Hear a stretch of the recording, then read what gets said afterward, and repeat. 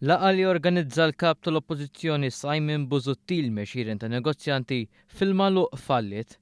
Kienet il-gazzetta Kulħadd li żvelat kif għallaqa ma' Busuttil li kienu mistiedna 175 negozjant faċċaw biss 70, jiġifieri aktar minn nofs in-negozjanti rrifjutaw li jattendu.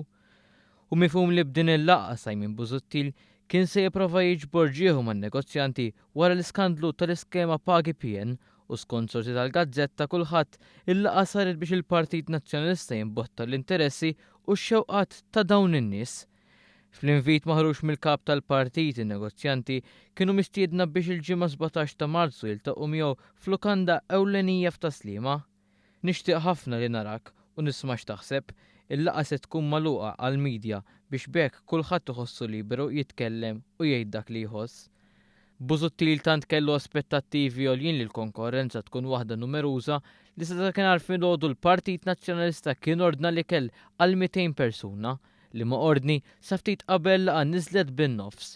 Il-gazzetta Kulħadd qalet ukoll li għalkemm kienu kkonfermaw 90 lanqas dan in-numru ma ntlaħaq.